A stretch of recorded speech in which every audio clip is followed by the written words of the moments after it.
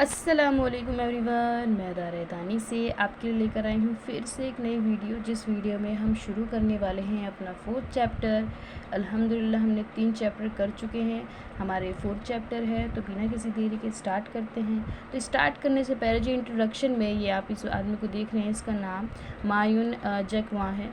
ठीक है, इनकी आप मोटिवेशन पे है हमारा, ऑब्वियस सी बात है, मोटिवेशन पे हमारा चैप्टर है। तो आप इनकी मोटिवेशन 1-2 स्पीचेस देख लीजिएगा, स्पीचेस नहीं तो शॉर्ट्स देख लीजिएगा, काफ़ी अच्छा बताते हैं। और इनकी स्टोरी पूरी दे रखी है इधर यहाँ पर, और ये पूरी स्टोरी है इनकी इधर के साइड। ठीक है, तो आप पढ़िएगा ज़रूर, अच्छी है, मैंने भी पढ़ी थी।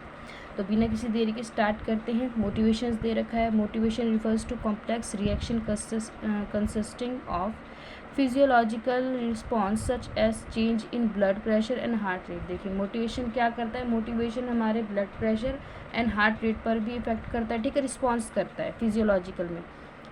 The subjective feelings which we describe as happiness, anger, sorrow, disgust and so on. ठीक है, हमारी जो सब्जेक्टिव फीलिंग्स होती हैं वो डिस्क्राइब करती है हैप्पीनेस को, एंगर को, सोरो को, डिस्गस्ट को। और तीसरा हम देखेंगे expressive reaction that reflects this internal state such as change in facial expression और पोस्चर। और सारे कुछ ऐसे रिएक्शन होते हैं हमारे एक्सप्रेसिव रिएक्शन जो कि हमारे इंटरनल स्टेट को बताते हैं, such as changes facial expression, जैसे ज़्यादा देख कर मुँह खुल जाना।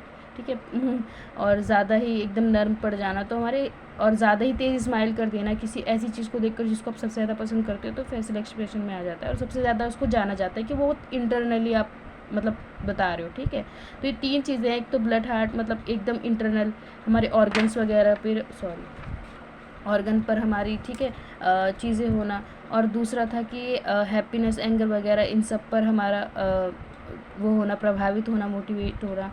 ठीक, और एक इंटरनली जो हमारे ऊपर ही ऊपर होती हैं, इंटरनल चेंज से होती हैं, मतलब फेशियल एक्सप्रेशन और वगैरह इस पे, पोस्चर वगैरह पे। ठीक है, motivation is simply the reason of action and that which gives purpose direction to behaviour. ठीक है, मोटिवेशन क्या होती है, मोटिवेशन एक ऐसा रीज़न है, ठीक है, जो हमारे एक्शन को किसी पर्पस में बदलता है। ठीक है, हमारे बिहेवियर को डायरेक्ट करता है। Motivation is what drives you to behave in a certain way और to take a particular action. ठीक है, मोटिवेशन क्या है, मोटिवेशन एक ऐसा सर्टन बिहेवियर है, ठीक है, जो हमें हमारे पर्टिकुलर एक्शन पे काम करने के लिए प्रभावित करता है। ठीक है, फोर्स करता है। It gives you an answer of why do you know the meaning and definition of. ठीक है, ये बताया जा रहा है कि अब हम यही सब सीखने वाले हैं मोटिवेशन के बारे में। तो आगे बढ़ते हैं, चलिए यहाँ पर आ गए हम। ठीक, अब यहाँ पर दे रखा है कि as discuss motivation can be termed as driving force और it can also be stated as a process that start and drives various activities. यहाँ बताना जा रहा है जो the motivation process drives various activity in physical और physiological. ठीक है, जितनी भी हमारी हम में जो भी मोटिवेशन होती है, ठीक है, मोटिवेशन का जो भी प्रोसेस होता है, आपने देखा कि वो इंटरनल भी होता है, ठीक है, और एक्सटर्नल भी होता है, वो हम आगे भी पढ़ेंगे। लेकिन मैं आपको ये बताते चलूँ कि मोटिवेशन बहुत सारी चीज़ों को हमारी इंक्रेज करता है। ठीक है, मोटिवेट करता है, मोटिव्स भी बनाता है। तो वो हमारी फिजिकल एक्टिविटी में भी दिखता है और फिजियोलॉजिकल एक्टिविटी में भी दिखता है। ठीक है, एज इट क्लियर। और अगर कोई भी दिक्कत हो तो कमेंट सेक्शन है आपके लिए।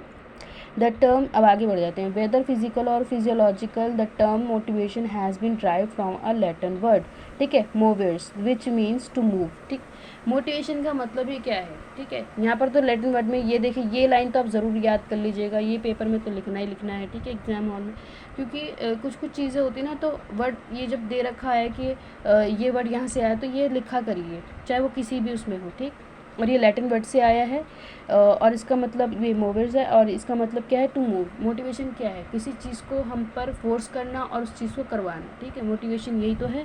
अब यहाँ पर देख लेते हैं कि कुछ लोगों ने डेफिनेशन दे रखी है। ठीक है, फिजियोलॉजिकल, देखिए मैंने आपको पहले बता रखा है कि कोई भी कैसी भी डेफिनेशन दे, उस डेफिनेशन अगर वो लोगों के सामने आ गई तो उसकी अहमियत है, चाहे वो कैसी भी हो या ना हो। ठीक, यहाँ पर देख लेते हैं Feldman, the factor that direct and energize the behaviour of humans and other organism. अब यहाँ पे बताया जा रहा है कि the motivation is the factor who energize the human organism. Motivation एक ऐसा फैक्टर है, एक ऐसी चीज़ है जो ह्यूमन को एनर्जाइज करती है, ऑर्गेनिज्म और ह्यूमन को एनर्जाइज करती है। ठीक है, यही दे रखा है, सिर्फ इतना ही। और अगर आप समझ कर भी खुद से लिख लोगे ना पेपर में, तो आपको ये सब ये रटने की ज़रूरत नहीं है बिल्कुल भी, क्योंकि देखिए ये तो एकदम एग्जैक्टली तो आप बिल्कुल भी नहीं लिख कर आ सकते। मैं खुद जानती हूँ कि मैं बिल्कुल नहीं लिख सकती, मैं तो खुला बोलती हूँ, लेकिन समझकर आप खुद से भी लिख दोगे तो इसमें कोई दिक्कत की बात नहीं है। चलिए अभी फीस्ट एंड रोजनबर्ग का देख लेते हैं। The urge to move to motivation as the urge to move towards one goals to accomplish the task. अब इसे बताया जा रहा है कि मोटिवेशन एक ऐसा मतलब मोटिवेशन हमें बताती है कि हम मूव करें, ठीक है, अपने गोल की तरफ, और जो भी हमारे पास टास्क है, ठीक है, जो भी हमारे गोल है उसको कंप्लीट करें। ठीक, इतना ही सिंपल दे रखा है और सिंपल ही मैं आपको बता दे रही हूँ। दोनों सिंपल बहुत थे। अब दूसरा देख लेते हैं, motivation as internal state dynamic rather than static in nature. अब मोटिवेशन क्या है? डायनेमिक है, ठीक है, अनस्टेबल मतलब अनस्टेबल है और अनकंट्रोल्ड है, ब्रॉड है, ठीक है। डायनेमिक एक ये नहीं है कि मोटिवेशन स्टैटिक हो, मोटिवेशन स्टेबल नहीं है, ठीक, और एक जगह फिक्स्ड नहीं है, वो डायनेमिक है, ब्रॉड है। ठीक, ये समझ में आया। द प्रोपल्स एक्शन, ठीक है, जो हमारा मोटिवेशन हमारे एक्शन को पुश करता है, ठीक, direct behaviour and is oriented towards satisfying both instinct and cultural needs and goals. ठीक है, और मोटिवेशन एक ऐसा डायरेक्टर बिहेवियर है जो कि हमें सेटिस्फाइड करता है, इसलिए नहीं कि बस अंदर की इंस्टिंक्ट जो आ रही, इंस्टिंक्ट होती है जो नॉट लर्न थिंग होती है, ठीक है, जैसे हंगर हो गया, भूख मतलब भूख प्यास, ये सारी चीज़ें होती हैं इंस्टिंक्ट, ठीक है, वो हमारे सेटिस्फाइड बोथ करता है, ठीक है, इंस्टिंक्ट को भी और कल्चरल नीड्स गोल्स वगैरह को भी। मोटिवेशन एक ऐसा पुश एक्शन है, ठीक है, ऐसा हमें पुश करता है हमारे एक्शन को, जो कि हमारे बिहेवियर को सेटिस्फाइड करता है बहुत तरीके से, ठीक है, इंस्टिंक्ट भी और कल्चरल भी। इंस्टिंक्ट जो हमने नहीं सीखी है, कल्चरल जो हमने सीखी होती है, और गोल्स वगैरह को हमारे प्रभावित करता है। ठीक, सिर्फ इतना ही बताया गया है। अब यहाँ पे देख लेते हैं दूसरी डेफिनेशन, चौथी मतलब आ गई है, the process of arousing and sustaining goal directive behaviour. ठीक, क्विंक कह रहे हैं कि जो मोटिवेशन है, ठीक है, motivation is the awaken us and make consistency towards our goal. Motivation एक ऐसा फैक्टर है, एक ऐसी चीज़ है जो हमें जगाता है, ठीक है, और हमें कंसिस्ट बनाता है, लगातार हमारे गोल्स की तरफ हमें प्रभावित करता है और हमारे गोल को अचीव करने में मदद करता है। इतना ही है। ठीक, अब यहाँ पे देख लेते, और देखिए कोई भी समझ में नहीं आएगा तो कमेंट सेक्शन है ही, आप उसमें पूछ सकते हैं। ये वाला हमने कर लिया है। अब यहाँ पर देखते हैं, describe motivation as condition that energize behaviour and gives it direction. अब मोटिवेशन एक ऐसी कंडीशन है जो हमें हमारे बिहेवियर को एनर्जाइज करती है और हमें डायरेक्शन देती है। सिर्फ इन्होंने इतना ही बताया है कि मोटिवेशन एक ऐसी कंडीशन है जो हमारे बिहेवियर को एनर्जाइज करती है और उसको डायरेक्शन देती है। ठीक है, अब मार्गन का देख लेते हैं, लास्ट डेफिनेशन है, the motivation as the driving and pulling forces which result is persistent behaviour directed towards particular goal. अब इसे बताया जा रहा है कि इन द मोटिवेशन ड्राइविंग और पुलिंग फोर्सेस, ठीक है, मोटिवेशन क्या है? वो ऐसा पुलिंग फोर्सेस है जो हम मतलब जैसे कि मोटिवेशन से सबसे पहले हमारे अंदर ड्राइव ही पैदा होती है, ठीक है, किस चीज़ को देखो, तो ऐसा ड्राइव और ऐसा पुलिंग फोर्सेस है जो हमारे रिजल्ट को अच्छा बनाता है, ठीक है, और उस रिज़ल्ट को कंसिस्टेंटली रखता है और हमारे बिहेवियर को किसी पर्टिकुलर चीज़ पर, मतलब जैसे बिहेवियर जो है हमारा पर्टिकुलर गोल पर लगा रहता है, लगातार हम उस पर काम करते रहते हैं। दोबारा समझा देती हूँ, मोटिवेशन एक ऐसा पुलिंग फोर्सेस है, ठीक है, जो हमारे रिज़ल्ट को अच्छा बनाता है, ठीक, और उसमें हमें कंसिस्टेंटली रहने देता है और हमारे बिहेवियर को एक पर्टिकुलर गोल की तरफ लगाए रखता है। ठीक है, अगर और कुछ नहीं आएगा तो इतना ही, बस आप समझकर खुद से भी लिख देंगे तो चलेगा। ऐसी कोई बात नहीं है कि सिर्फ जो लिखा हुआ है वही रटका हो और वही सुना हो, ऐसा कुछ नहीं है। ठीक, चलिए आगे बढ़ जाते हैं। As can be seen in the above definition, motivation has the mainly term as a factor that drives or pushes an organism in certain direction to behave in certain way। ठीक है, हमने ऊपर भी देखा कि जो हमने डेफिनेशंस देखी है वो सबसे ज़्यादा यही बता रही है कि वो हमारी जो भी ड्राइव्स है हमें पुशेस कर रही है, ठीक है, और सर्टेन एक्शन करने के लिए हमें मतलब डायरेक्ट कर रही है, ठीक है। यही हमने देखा सारी डेफिनेशन में कहीं ना कहीं यही था। It can thus be described as in terms of drive force, desire, needs and any wishes that may lead to individual behave in certain manner। अब देखिए हमें भूख ही नहीं होगी तो हम खाना क्यों खाएंगे, है ना, हमें प्यास ही लगी तो हम पानी क्यों पियेंगे। तो यही बताना चाह रहा है कि कुछ ड्राइव्स हैं हमारी जो हमें फोर्स करती हैं, डिज़ायर, नीड्स, विशेस, ठीक है। ये तीन जो चीज़ें हैं, 3-4 चीज़ें हैं, ये हमें पुश करती हैं मतलब एक सर्टेन हमारे गोल को अचीव करने के लिए, एक सर्टेन मैनर के लिए, ठीक है। A desire to get praise from teacher may motivated a student to perform well in class activity. A wish to gain more knowledge about a certain subject may motivate an individual to take up an educational program in the subject, ठीक है।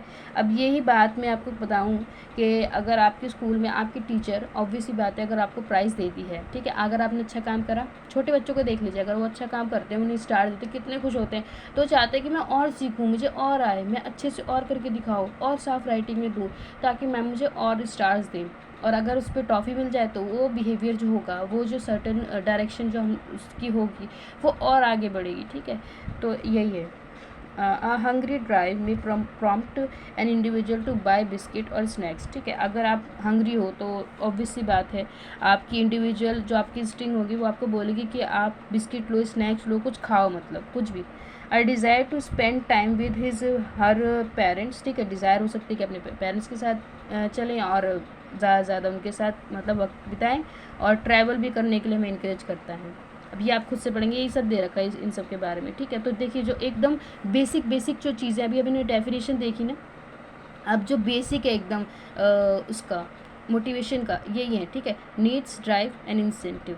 Needs मैं आपको पहले बता दूं, needs हमारी कोई भी चीज़ हो सकती है, ठीक है। नीड्स तो हमें पता ही होगी, नीड्स कुछ भी हो सकता है हमारा, नहीं कुछ भी नहीं, नीड्स तो वो चीज़ है जिसकी सच में हमें ज़रूरत है। वांट्स कुछ भी हो सकता है ना। ड्राइव्स वो चीज़ है कि नीड्स है तो ड्राइव्स बोलेगा कि कुछ करने के लिए, ठीक है। यहाँ पे देख लेते हैं, the need leads to drive and makes individual to behave in such a way that the deficiency created in deal with, ठीक है। नीड्स क्या करेगा, नीड्स लीड करता है ड्राइव को इंडिविजुअल के बिहेव में, ठीक है, और उसको डिफिशिएंसी देता है, मतलब क्रिएट करने के लिए बोलते हैं कुछ करो, है ना, कुछ करने के लिए बोलता है। और जब हम उस गोल को अचीव कर लेते हैं, ठीक है, उस गोल को अचीव कर लेते हैं, कुछ भी हो सकता है, जब भूख लगी स्नैक लिया, ठीक है, ड्राइव हुई स्नैक लिया, ठीक है, उस स्नैक खा रहे तो वो क्या हो गया, इंसेंटिव हो गया कि हमने अपने गोल को अचीव कर लिया, ठीक है। इंसेंटिव क्या है, that something encourage you to do something, ठीक है। इंसेंटिव क्या है कि आपको इंकरेज करता है कि आप कुछ करो, है ना। ड्राइव्स तो बोलती है ना कि कुछ करने के लिए, नीड्स ने ड्राइव को करा, ड्राइव ने नीड्स को ड्राइव ने इंसेंटिव को करा। आप ये खुद से पढ़ेंगे, बहुत ही ईजी है, ज़्यादा घबराने की ज़रूरत नहीं है। और इंसेंटिव ये भी होता है कि आपके रिजल्ट को इफ़ेक्ट करता है, पॉजिटिवली भी और नेगेटिवली भी, ठीक है। और सही बात है कि हर एक चीज़ के दो पहलू होते हैं, तो वही वाला हिसाब है यहाँ पर। बाकी आपको अगर कोई दिक्कत हो तो आप बता देना मुझे। चलो यहाँ पर अब देख लेते हैं। अच्छा ये था, ठीक है। अब यहाँ पर ये बता रहा है कि मोटिव्स, ठीक है, और मोटिवेशन एंड मोटिव्स में क्या डिफरेंसेस है। तो मैं आपको बता दूं कि मोटिवेशन एक ऐसी चीज़ है जो किसी चीज़ से भी रिलेट हो सकती है, ठीक है, किसी भी चीज़ से। अब मेरा मोटिवेशन है कि बस मैं अच्छे से मार्क्स लेकर आ जाऊँ, अब मेरा मोटिवेशन है कि मुझे खाना है यार, मेरा ये मोटिवेशन हो गया। लेकिन ठीक है, लेकिन एक पर्टिकुलर चीज़ अगर मैं बोलूँ जिसको आप अचीव करना चाहते हो, जैसे आप IAS बनना चाहते हो, IAS ऑफिसर बनना चाहते हो, तो वो क्या हो गया, आपका मोटिव्स हो गया, ठीक है। मोटिवेशन किसी भी चीज़ से रिलेटेड हो सकता है, और मोटिवेशन सिर्फ एक स्पेसिफिक चीज़ है, एक स्पेसिफिक पर्टिकुलर गोल है जिसको आप अचीव करना चाहते हो, मोटिव्स कहलाता है। अब यहाँ पे आप खुद से पढ़ेंगे तो आपको बहुत अच्छे समझ में आएगा, और इतना ही मीनिंग है, ठीक है। ज़्यादा वो मत करिए आप लोग, डरिए मत, ही डरने की बात नहीं है, ये बहुत ईजी दे रखा है, वो आपको बस लग रहा होगा, ठीक है। प्राइमरी एंड सेकेंडरी मोटिवेशन देख लेते हैं। अब प्राइमरी मोटिवेशन और सेकेंडरी मोटिवेशन में क्या डिफरेंसेस है, अब यहाँ पे देखते हैं, जब पढ़ते हैं। Primary motivation can also be term as basic motivation and mainly includes the needs related to hunger, thirst, sleep, sex, avoidance of pain and so on, ठीक है। जो ये है हमारी जो बेसिक और प्राइमरी मोटिवेशन हम कह सकते हैं, ये बेसिक ही होती है, ठीक है, किसी भी चीज़ से लेकर। अब जो आपकी थर्स्ट है, ठीक है, थर्स्ट हो गई, क्यास हो गया, ये सब सारी चीज़ें हमारी बेसिक ही हैं यार, ठीक है। These mainly influence an individual behaviour at a basic level and these needs are also related to the basic needs to prevention of self, ठीक, यही बताया है बस। Secondary motivation can also secondary motivation can be termed as learned motivation and these may differ from individual to individual. They are also related to the priorities and values of the individual, ठीक है। Secondary motivation में क्या आ जाता है, हमारे priorities आ जाती हैं, values आ जाती है किसी भी इंडिविजुअल की, ठीक है। और जो प्रायोरिटीज़ होती है, वैल्यूज़ होती है, वो हर व्यक्ति में, हर इंसान में, हर पर्सन में अलग अलग होती हैं, ठीक। तो फर्स्ट हमारे प्राइमरी मोटिवेशन क्या हो गया, किस बेसिक चीज़ हो गई, ठीक है, स्लीप्स, हंगर, थर्स्ट, ये सारी चीज़ें हो गई, ठीक, जिसे हम अवॉइड भी नहीं कर सकते और अवॉइड भी कर सकते हैं, हमारी मर्ज़ी है, ठीक। और सेकेंडरी मोटिवेशन क्या हो गई, हमारी वैल्यूज़ और प्रायोरिटीज़ हो गई, जो कि सब इंसान में, सब व्यक्ति में, सब ह्यूमन में अलग अलग होती है। अब यहाँ पर हम दूसरी देख लेते हैं, extrinsic and intrinsic motivation. Extrinsic आप कह सकते हो कि एक्सटर्नल चीज़ें, ठीक है। एक्सट्रिंसिक मोटिवेशन क्या है, जिस पर हमें यहाँ पर एक बार पढ़ा के आपको बता देती हूँ। Motivation that comes from outside the person and usually involves reward and prices, ठीक है। जो एक्सटेंसिव मोटिवेशन है वो हमारी एक तरीके से रिवॉर्ड और प्राइसेस पर होती है। अब मैंने अपना रूम क्लीन करा, ठीक है, मम्मा आई, मम्मा ने बोला कि, मतलब मम्मा ने शाबाशी दी वगैरह, तो क्या हो गया, एक्सटेंसिव हो गया। अगर मुझे बढ़ावा मिलेगा किसी भी चीज़ को करने का तो मैं उसको ज़्यादा करूँगी ना, ठीक है।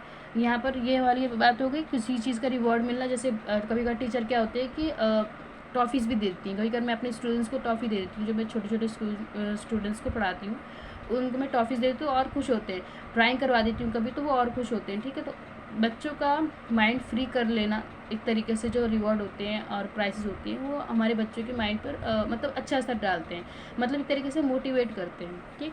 The examples of extensive motions are reward, prizes, money, feedback and so on, ठीक है। यही सब होता है, फीडबैक वगैरह हो गया, ठीक है, मनी हो गया, प्राइसेस हो गया, रिवॉर्ड हो गया, किसी भी चीज़ का कोई सा भी, ठीक।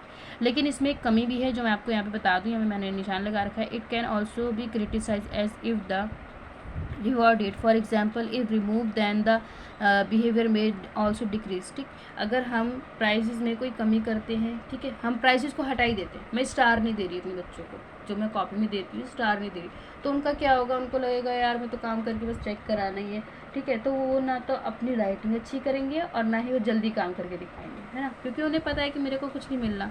तो उनके क्या होगा, बिहेवियर में डिक्रीज होगा उनका behaviour. At that the same time if the amount of native of rewarded remains the same and is not increase there again the motivation will decrease, ठीक है। अब ये भी बता रहा है कि अगर आप सेम रिवॉर्ड रखते हो, अगर मैं 2 ही स्टार दे रही हूँ अपने स्टूडेंट्स को, ठीक है, आप समझ जाइए, बस 2 ही स्टार दे रही हूँ, तो वो क्या होगा कि वो उन्हें लगेगा कि ये तो बस 2 ही स्टार देती हैं और कुछ तो है नहीं, ठीक है।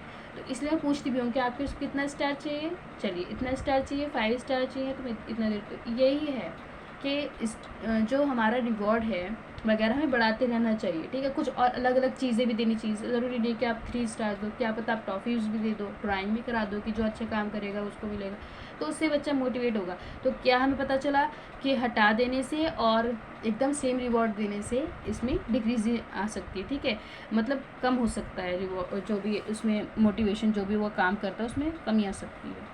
अब यहाँ पर हम इंट्रिंसिक मोटिवेशन देख लेते हैं। Intrinsic motivation can be defined as motivation that's come from within a person and includes the elements of challenges, enjoyment, mystery and atomic. अब ये बता रहे हैं कि देखिए हमें विद इन दे रखा है ना, विद इन अ पर्सन, ठीक है, विद इन अ पर्सन मतलब अंदर से आती हैं। अब intrinsic comes from on internal desires to accomplish, ठीक है, a goal by his her choice, मतलब एक तरीके से उसमें चॉइस है। और जो एक्सटेंसिव है उसमें चॉइस नहीं है, उसमें आप करते हो तो आपको रिवॉर्ड मिलता है, ठीक, और नहीं करोगे तो नहीं मिलेगा, सिंपल सी बात है। अब यहाँ पर हम आगे देख लेते हैं जो वो बता रहा है,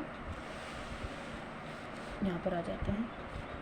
अब external rewards there are 4 components, ठीक। चैलेंजेस है, अब देखिए चैलेंजेस हमारी जो वो हमारा पर्सनैलिटी है ना उसको निखारता है। तरह तरह के चैलेंजेस होते हैं, किसी के लिए बड़े किसी के लिए छोटे। तो यहाँ पे देख लेते हैं, there are related to the extent to which an individual enjoy excitement that accompanies are new challenges. तो चैलेंजेस क्या होते हैं, हमारे व्यक्तित्व को निखारते हैं, जो कि हमें बताया भी जा रहा है। और दूसरा देख लेते हैं enjoyment. This is related to the pleasure that an individual में obtained from carrying out the task. ठीक, मतलब एक इन्जॉयमेंट के साथ। अब देखिए चैलेंजेस भी है, तो यहाँ पे दे रखा है एक्साइटमेंट के साथ आपको उसको कंप्लीट करना है। अब मेरा जैसे मैं तो ये है मेरा कि मेरे को मज़ा आता है पढ़ाने में, इसलिए मैं पढ़ाती हूँ। ठीक है, अपनी ही बुक से पढ़ाने लग जाती हूँ लोगों को, मुझे अच्छा लगता है। मैं प्रेशराइज होकर बिल्कुल नहीं पढ़ा सकती कहीं पर भी, मुझे टाइम चाहिए होता है अच्छा सा एकदम।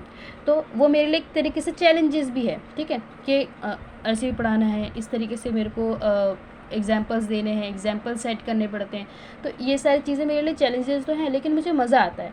वैसे ही इन्जॉयमेंट ऐसी है कि आपको टास्क, कोई भी टास्क दिया जा रहा था, आप उसे इन्जॉय करो। ठीक है, इंट्रिंसिक मोटिवेशन इसे ही कहते हैं कि जो खुद से हो, इन्जॉयमेंट हो, मैस्ट्री हो। ठीक है, mastery this is related to the sense of pride. ठीक है, अगर आप कोई भी डिफ़िकल्ट टास्क है, यहाँ पे दे रखा है डिफ़िकल्ट टास्क कैरी करते हो और उसे कंप्लीट कर लेते हो, तो आपको क्या होगा कि यार मैंने कितना अच्छा काम किया।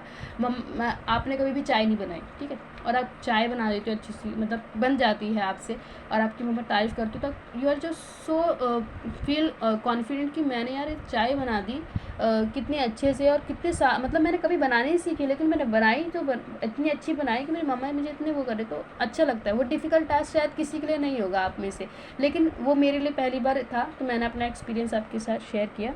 ऑटोनॉमी एंड सेल्फ डिटर्मिनेशन देखिए ऑटोनॉमी एंड सेल्फ डिटर्मिनेशन में the autonomy that individual enjoy while in carry out the task. ठीक है, वो इंजॉय करता है। That is the freedom with which the individual can determine what is to be done and how to be done.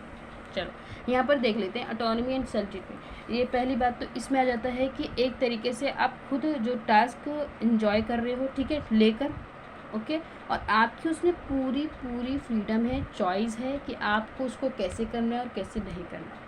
यही तो हो गया ना इंट्रिंसिक मोटिवेशन, कि उसमें आपको बाहर से कोई दबाव नहीं है, सिर्फ अंदर से है। ठीक है, अंदर से प्रेशर होता है, सिर्फ खुद का प्रेशर होता है, जो भी है भी कि नहीं है। ठीक है, तो वो ये इन सब चीज़ों में यही ऐसी चीज़ें आ जाती हैं, challenges, enjoyment, मैस्ट्री and autonomy and self determination.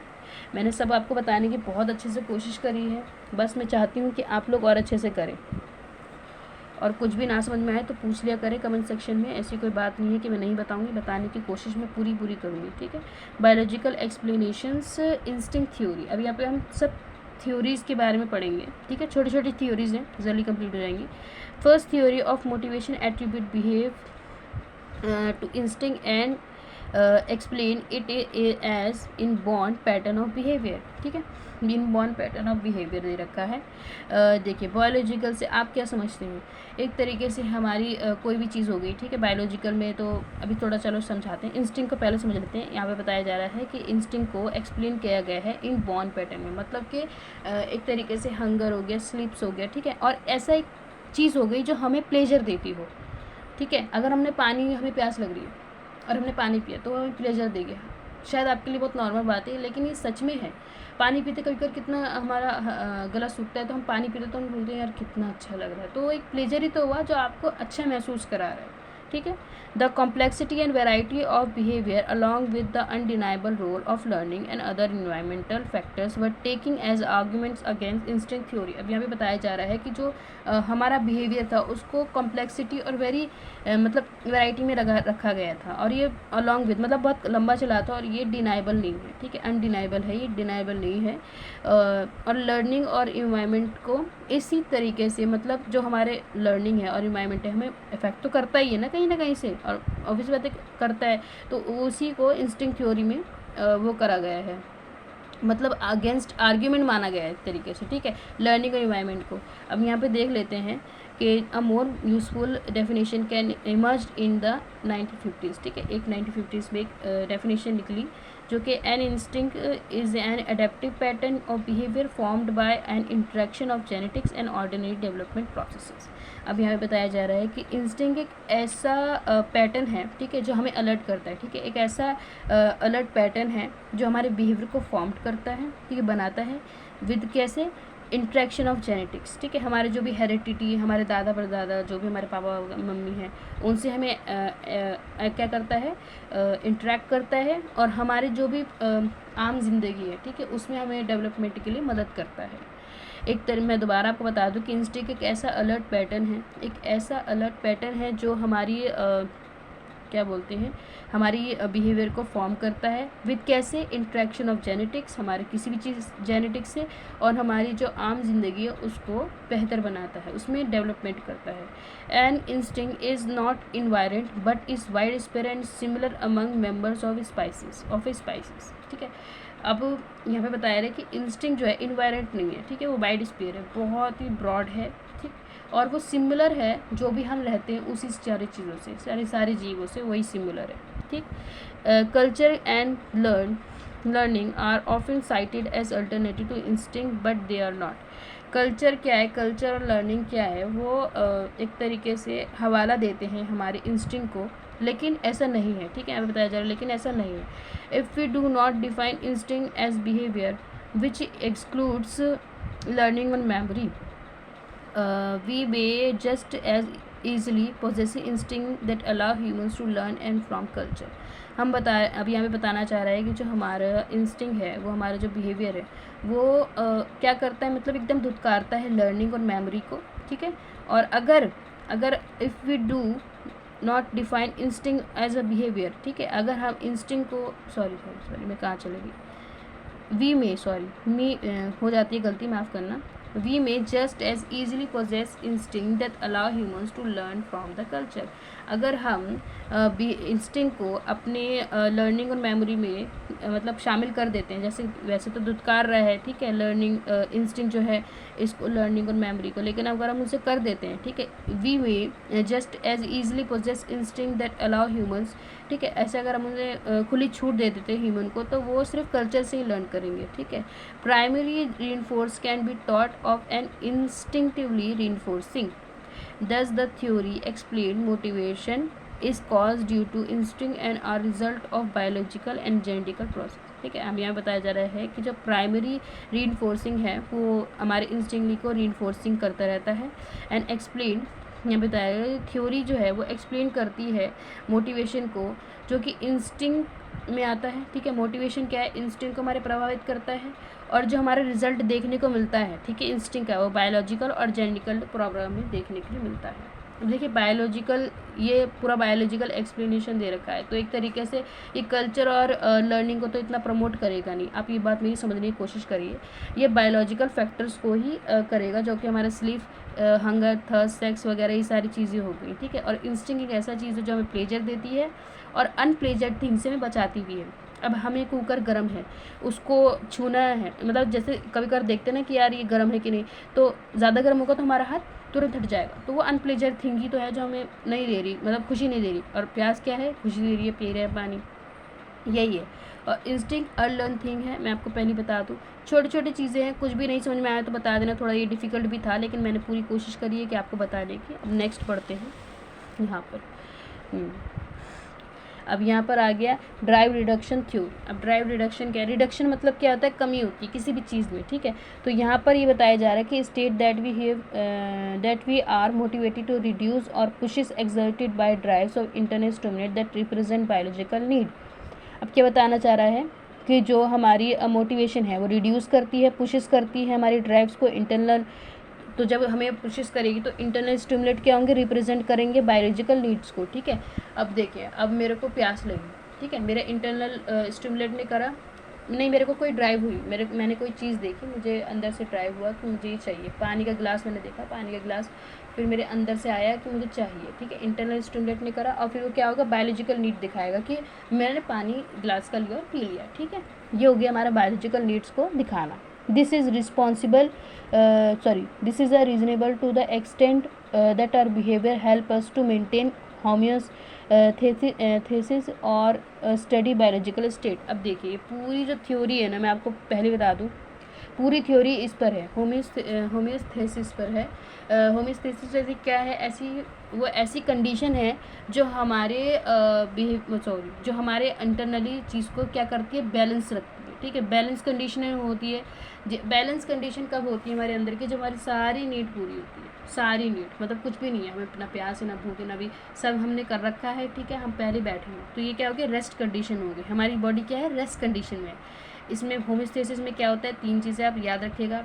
एक तो बैलेंस कंडीशन होगी हमारी पूरी बॉडी की, ठीक है, और हमारी बॉडी की जितनी भी नीड होगी वो सारी कंप्लीट होगी, और तीसरा हो गया कि हमारी बॉडी रेस्ट में होगी, ठीक। अब यहाँ पर देख लेते हैं, एग्जाम्पल दे रखा है, if you are feeling cold you put on sweater और टर्न अप द हीट, ठीक।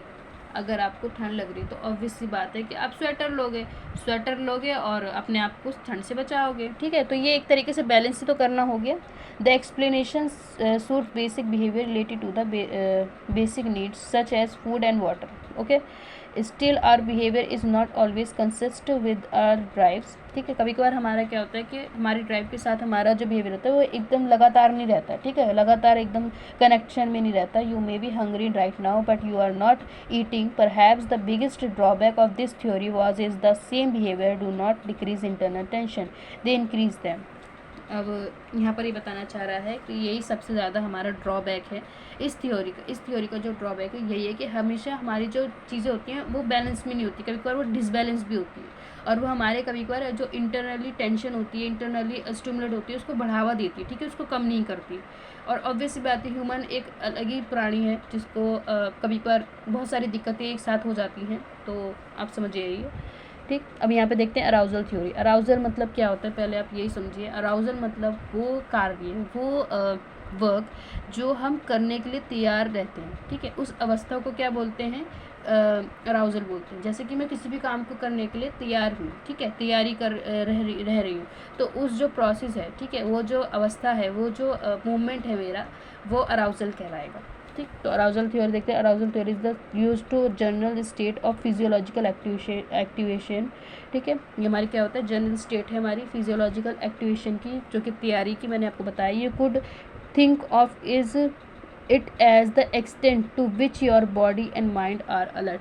और ये वो चीज़ है, वो थिंक है हमारी, जब हमारी बॉडी और माइंड अलर्ट होते हैं किसी भी चीज़ से, ठीक है, किसी भी सीमा से, किसी भी चीज़ से। Arousal theory holds that we act so as to bring about an optimal level of arousal when we are too aroused, ठीक है। अराउज्ड मतलब जब हम कुछ भी चीज़ को, मतलब मैंने बताया आपको, किसी भी चीज़ को कार्य करने के लिए अवस्था जो होती है। Hungry we act to reduce arousal, eat, ठीक है। अगर हमें भूख लगेगी तो क्या करेंगे, हम खाना खाएंगे। When we are not aroused enough, bored, ठीक है, we act to increase arouse, read a book, ठीक। अब क्या होगा, अगर हम बोर हो रहे हैं तो हम कोई बुक पढ़ लेंगे, कोई म्यूज़िक भी सुन लेता है, ठीक है, ऐसी कोई बात नहीं है। The idea is that there is an optimal level of arousal which has also been found from the observation underlying the Yerkes-Dawson law. The graph of performance was arousal is the inverted, उल्टा है, performance improves and increase in arousal up to a point, then it drops off. Optimal performance and easy task occurs at higher level and arousal than on a difficult level. ये बताना चाह रहा है कि जो optimum बता देती हूँ आपको। देखिए, अराउजल का मतलब आपको समझ में आ गया होगा। यहाँ पे एग्जांपल्स भी दे रखा है कि अगर आपको अराउजल एक ऐसी अवस्था है जब आप किसी काम को करने के लिए जो तैयार रहते हैं, वो अवस्था है, ठीक है। अगर आपको भूख लग रही है, आप तैयार हो कि आपको खाना मिलने वाला है तो आप खाना खाओगे, ठीक है। आप वो पता है कि आपको प्यास लगी तो आप पानी लेकर आप पियोगे, तो वो हमारा अराउजल एक तरीके से हो गया। लेकिन यहाँ पे बताना चाह रहा है कि यारिसन ने ऑप्टिमल लेवल भी देखा है, जो कि ऑप्टिमल और अराउजल में बहुत ही फ़र्क पैदा करता है। क्योंकि ऑप्टिमल क्या है, ऑप्टिमल एक बेस्ट चीज़ बोलते हैं ना, एकदम बेस्ट लेवल वो है, और अराउजल क्या है, किसी काम को करने के लिए तैयार रहना, बस यही है, ठीक है। तो क्या होता है कि ऑप्टिमल परफॉर्मेंस है easy task occurs at higher level, ठीक है। ऑप्टिमल में क्या होता है कि अगर ऊंचा जा रहा है, ठीक है, ऊंचा जा रहा है, जैसे कि हमारी जो चीज़ है हमारी इंक्रीज़ हो रही है, तो वो उसके लिए सही है, ठीक है। लेकिन अराउजल के लिए वो डिफ़िकल्ट टास्क हो जाता है।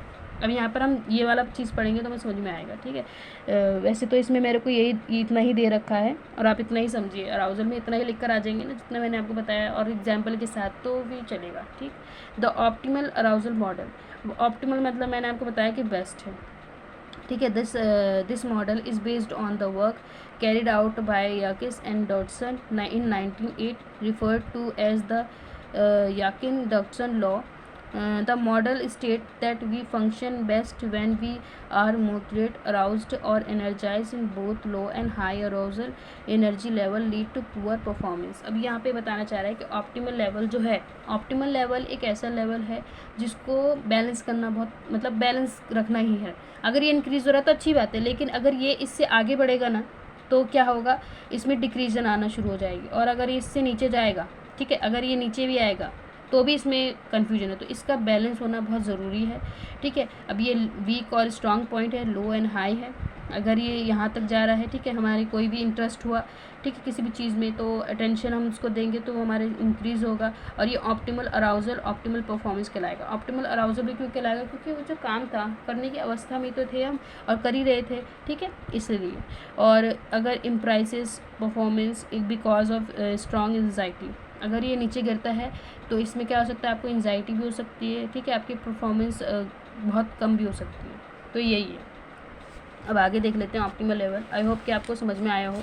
मैंने बहुत कोशिश करी है कि आप लोगों को अच्छे से समझाऊं।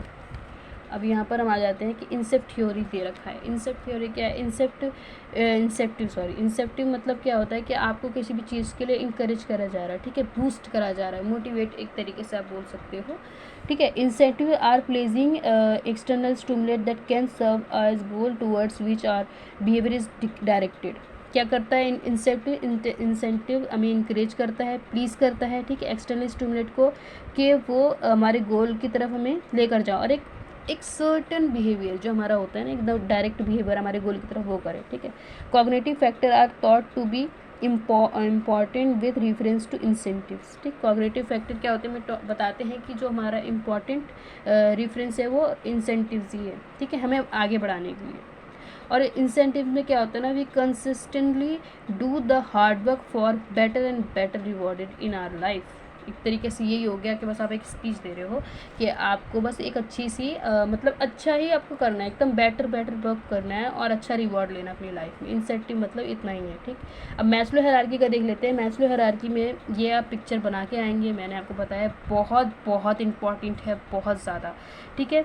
सेल्फ एक्चुअलाइज सबसे ज़्यादा, मतलब देखिए आप ये खुद से पढ़ेंगे, ठीक है, बहुत ईजी है और ये सब में यही बता रखा है। सेल्फ एक्चुअलाइजेशन जो वाली फॉर्म है ये सबसे हायर है। ये मैस्लो कहना था कि यहाँ पर कोई पहुँच ही नहीं सकता, पहुँच गया तो फिर वो कौन सा ही दुनिया है, मतलब कौन सा ही बंदा होगा।